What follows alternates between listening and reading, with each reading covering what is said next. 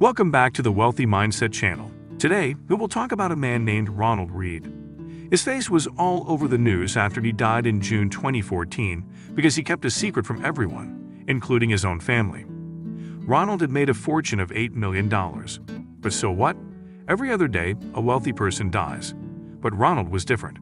He grew up on a poor farm, only went to high school, and spent most of his life working as a janitor for minimum wage. Check this out. In the 2000s, the average salary for a janitor was $22,000 a year, which is about $1,800 a month. I know how Ronald was able to turn this into $8 million. The first thing Ronald knew that wasn't taught in school was how to get rich. This is the difference between how much money comes in and how much money goes out. Income minus expenses equals cash flow. If your cash flow is positive, you will have money left over. If your cash flow is negative, you are going into debt. Morgan Housel says in his book, The Psychology of Money, that your wealth is equal to the amount of money you haven't spent. For every 5% of extra money you save, you can retire several years earlier. Let's say you make $5,000 a month. If your cash flow is zero or negative, which means that your expenses are $5,000 or more, you will never be financially free. You will have to work until the day you die, unless you were born rich or something. If your expenses are $0, you could theoretically retire right away. But who the heck has $0 in expenses? It's almost impossible. Here's where it gets interesting. If you have expenses between $0 and $5,000, so a positive cash flow, you can make your money work for you and snowball it into future income. When that future income is enough to cover your living expenses, you're golden. If you make $65,000 a year and can save 10% of that, or $6,500, you can be financially independent in 51.4 years. But if you save just 5% more at 15%, you could be financially independent in 42.8 years. With just 5% more work, you can cut more than 8 years off of how long you have to work. The average American spends almost $18,000 a year on things that aren't necessary. Like, come on, do you really need to spend on takeout every month for $173? It's also important to look at the numbers. You need to divide the amount of money you have saved by your age right now. This is important if you want to be on track to be a millionaire by the time you are 65. If you start saving when you're 20, you'll need to put away $204 per month to have $1 million by the time you're 65. If you start saving when you're 30, you'll need to put away $443 each month. At age 40, that's $1,030 a month. At age 50, $2,795 a month, etc. Like most things in life. The earlier you start, the easier it will be. But these calculations are based on some assumptions, since I don't know your personal financial situation. 1. You have no money saved when you start.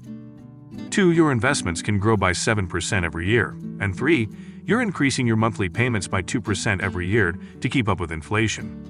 So if you put in $100 per month in the first year, you will put in $102 per month in the second year, and so on. This math changes depending on many factors, but if you start saving early, you'll be better off. Here's what I do to save money, and I'm sure I'll get a lot of hate for saying this. Stop making a budget and keeping track of everything. Listen to me. Do you think rich people have Excel spreadsheets where they record? On July 17, I spent $13.25 on 2 avocado toasts. No, they don't. I still budget, but I do it in a very unique way that makes it easier and saves me a lot of time. Even if you spend too much or aren't financially stable, you might still want to make a detailed budget.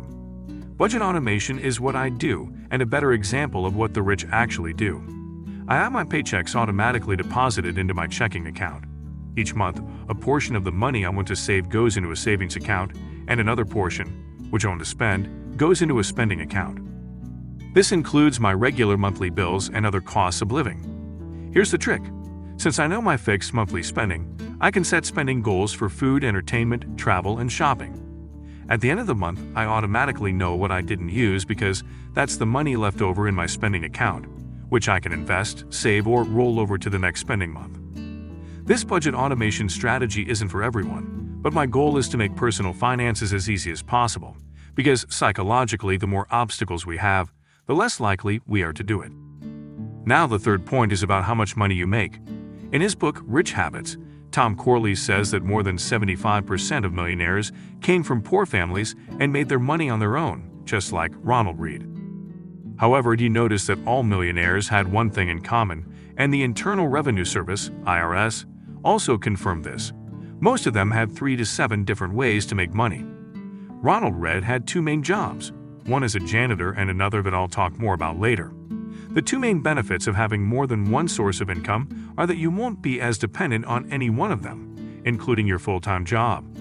You might think your full-time job is safe and secure, but it's actually a lot riskier than you think, because if your boss decides to fire you, you'll be broke. 2, you can make a lot more money each month. If your monthly expenses are $3,000, you can try to live more cheaply and maybe cut them down to $2,400, but there is a limit to how little you can live on. Even if you only eat instant ramen and drink water, you still need money to live. However, if you can earn just a little bit more, even $100 a week, your cash flow will increase by a lot. You could do the traditional things to make more money, like work extra hours, ask for a raise, get more skills, and get a better job, or you could do what I did when I worked full-time and start a side hustle. Side jobs are a good way to make some extra cash. Depending on what you do as a side job, you may have to put in a few extra hours every few days, but trust me, it will be worth it in the end. Ronald didn't become a multimillionaire by just perfecting this cash flow formula, and not just the wealth formula. He also had one more thing up his sleeve. When he died, the truth finally came out. No one knew about this, not even his family. Ronald had invested in about 95 different stocks over the course of his life. When I looked at all of his stock picks, I found that they all had one thing in common, which is where things get interesting. Investing your positive cash flow is the key to getting rich, but you have to do it right. I'll show you the easiest way to get started, but first, here's a mistake you must never make. You've probably heard a lot about day trading. You see it on TikTok, Instagram, and YouTube, where people look at charts and buy and sell 30 times a day, hoping the price goes up.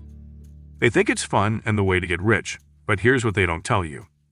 90% of day traders lose money. Ronald, in all his wisdom, didn't day trade. Instead, he was an investor who focused on the fundamentals of a company. This means he looked at the company's value and made sure the investment made sense both quantitatively and qualitatively. So no, he wouldn't have YOLO'd his life savings away on meme stocks like GameStop and AMC. Another lesson, rice and chess. Everyone makes one investing mistake that costs them hundreds or even thousands of dollars. But first, I'll tell you a story. Once upon a time, there was a Chinese emperor who learned how to play chess. He was so impressed by the game that he gave the person who made it one wish.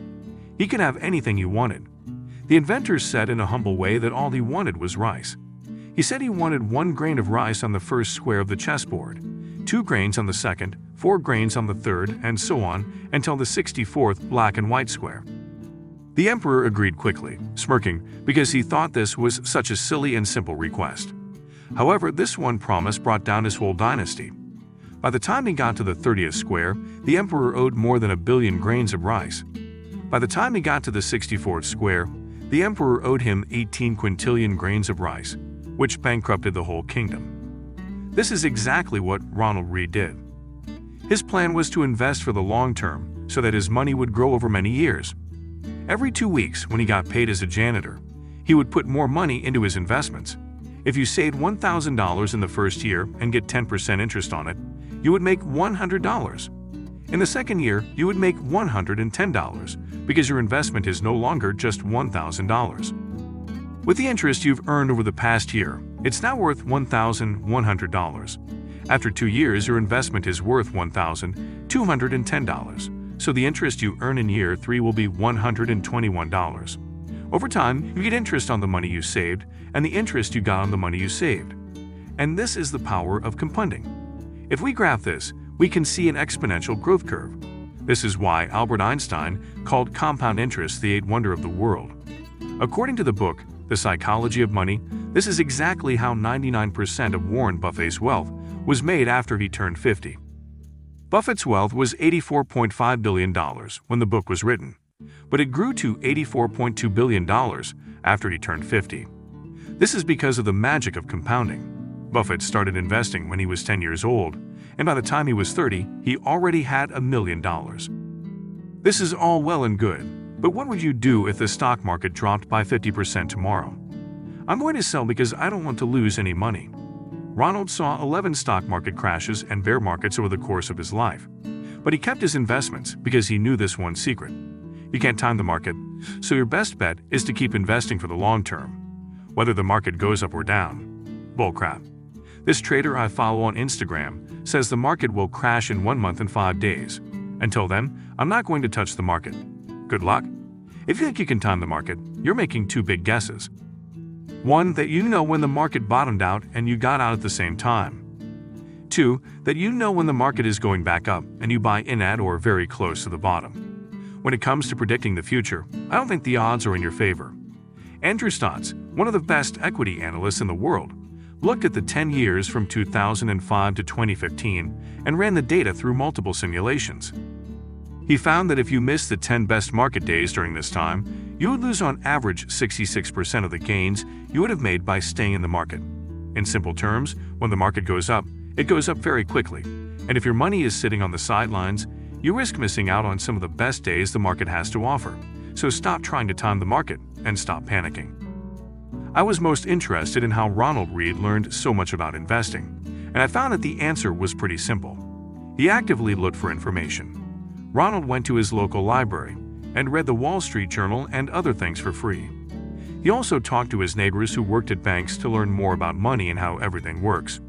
One thing you need to realize is that you deserve a piece of your money more than anyone or anything else. Rich people love to learn new things because they know it will help them in the long run, and you're doing the same thing right now by watching this free video. Even if you have to pay $8 for a book, you're getting the author's decades of knowledge for just a few bucks. No one, not even Ronald Reed, is perfect though. Even though he was smart, some of his investments did not go well, like Lehman Brothers, which went bankrupt during the 2008 financial crisis. Despite this setback, he continued to invest, and he was able to get through this because he had invested in many different stocks. Look, we all make mistakes. Maybe you made a bad investment in the past, you think it's too late to start, or you bought something you didn't need. It's okay, don't give up, but there are some things you can't mess up at all if you don't want to be broke.